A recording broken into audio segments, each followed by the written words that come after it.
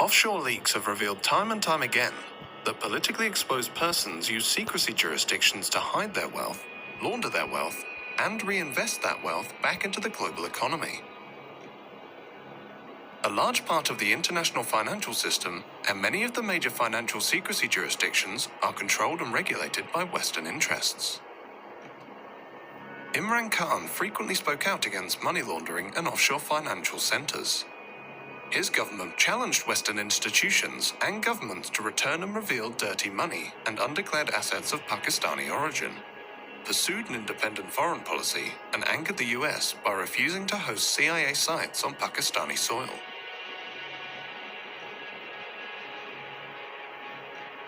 On the 7th of March 2022, the Pakistani ambassador to the US reported in a classified communique that Donald Lu, a senior State Department official, had informed him that Pakistan-US relations could improve only if Imran Khan was removed from power. Khan actually accused the US of being behind a conspiracy to get him ousted from power. The Prime Minister of Pakistan accused the US of working with the opposition to remove him from power. There is absolutely no truth to that allegation. We are not going to let propaganda, misinformation, and disinformation, lies, get in the way of any bilateral relationship we have, including with the bilateral relationship we have with Pakistan.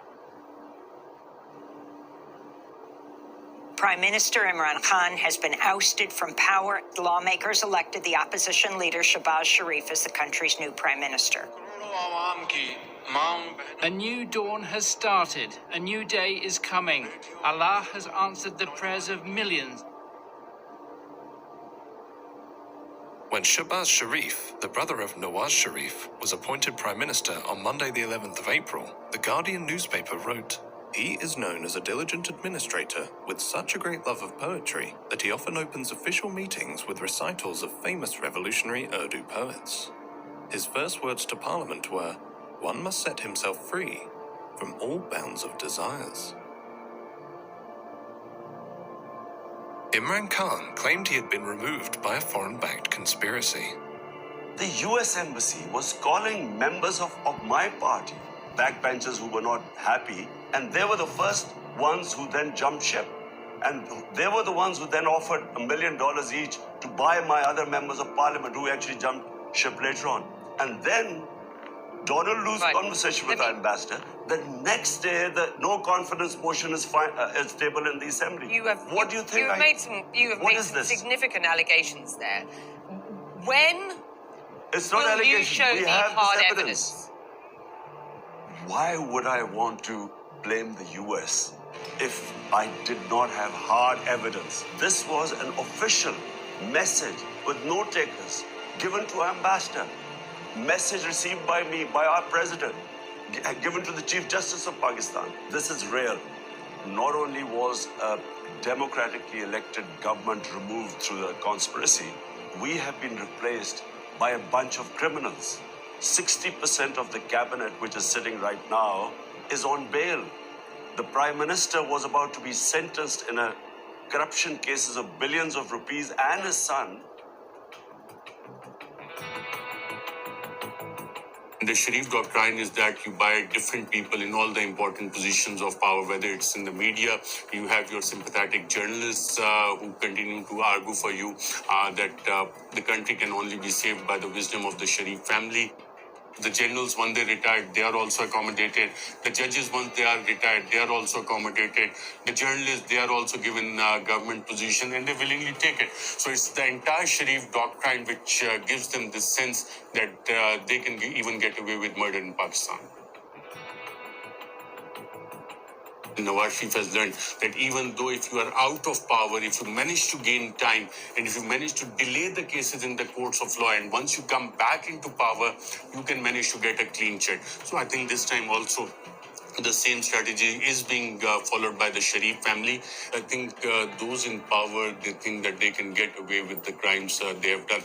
And Sharif family has been benefiting from them because of their international friends who have been coming to their rescue to strike the dirty deals.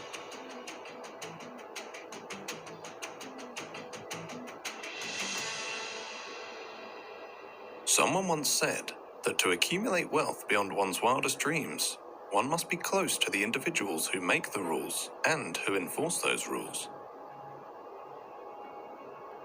When Shahbaz Sharif's coalition government was appointed, one of its first actions was to pass an amendment to restrict the power of the National Accountability Bureau, which had been in charge of investigating white-collar crime by public office holders.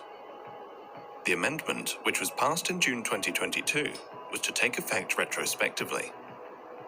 The amendment stipulated that the courts had to decide on the outcome of a case within 1 year, and stated that if sufficient evidence was not provided at the time of the arrest, the arresting officer could face 5 years in jail for the filing of a false reference.